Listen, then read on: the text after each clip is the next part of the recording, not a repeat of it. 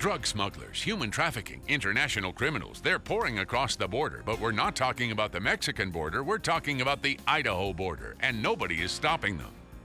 Nate Eaton takes a look at our northern border and puts border security to the test. I'm Nate Eaton standing in Idaho, and right now I've just walked into Canada and there's no one around to stop me. Is it really that easy to cross the border? Run for the Border, a Newswatch 3 special investigation, Thursday at 10 p.m. Unprotected borders, human smuggling, drug trafficking. You're probably thinking of the United States border with Mexico. But we're talking about Canada, parts of which border on Idaho. In this Newswatch 3 exclusive report, Nate Eaton investigates what's happening on our border. Brad, the U.S. Border Patrol has broken up the U.S.-Canada border into sections. Idaho lies within this 308-mile portion, this yellow line right here. It's called the Spokane sector. Last year in this sector alone, agents seized more than $17 million of dangerous drugs that could have come right here into Idaho. This is the boundary marker between the United States and Canada, located near Port Hill, Idaho.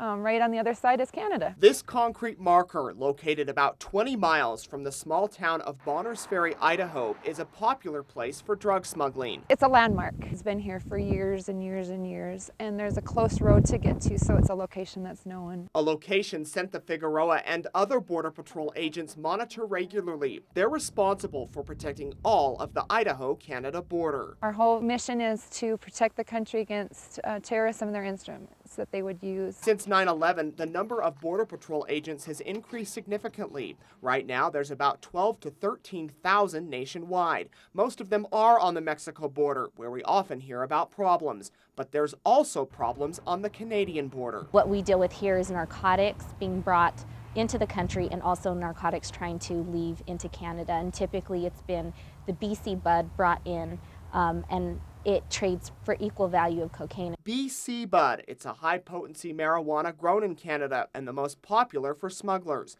Last year, agents seized more than 2,400 pounds of pot, and most of it was BC bud. They've also captured dozens of pounds of cocaine, ecstasy, and Valium. But drugs aren't the only thing coming over the border. We do catch quite a few South Koreans. And what are they doing coming here?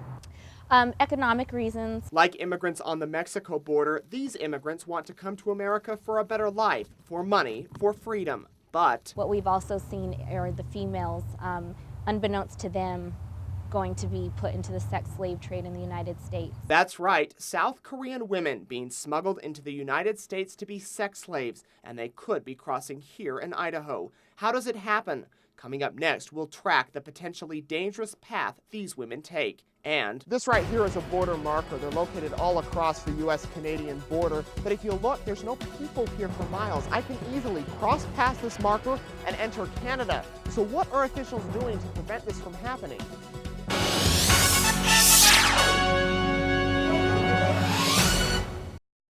Last year, 165 illegal aliens were arrested in this 308-mile area that includes Idaho. Lots of those people are South Korean women who think they're coming to America for a new life with a chance at a job. They never imagined what could happen to them.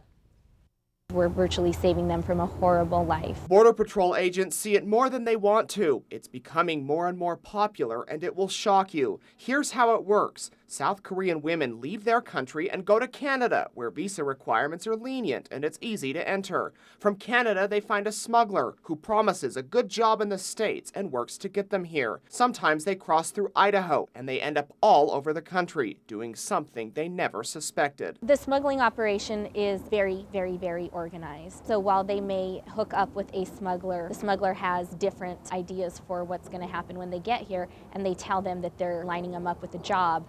They don't know that that job is in the sex slave trade. A trade that's growing in the United States with a large profit coming from illegal immigrants. That's why Border Patrol agents are working so hard to stop the activity. While it's a sad day for them when we catch them because they've been trying so hard to get here, it's also one of the best days of their lives. Danielle Suarez has worked with Border Patrol for 4 years. She started on the Mexican border, where the number of illegals crossing is out of control. Up here, it's different. We have a huge area of land to cover. A lot of it's very remote, very rugged. You can kind of see it start at the base of the mountain, but go up and you can see the white trail.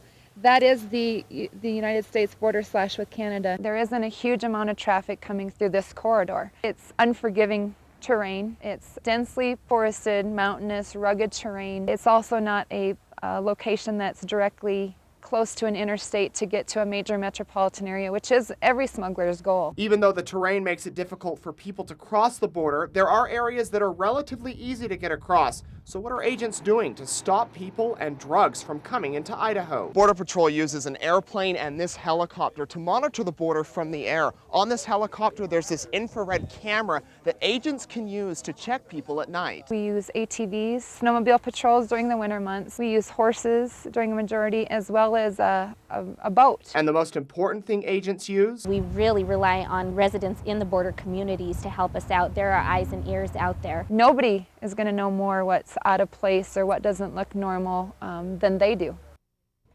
At each of its stations, the Border Patrol hosts Citizens Academies. These are classes where residents learn about border safety, what agents do, and they see how they can help protect the border.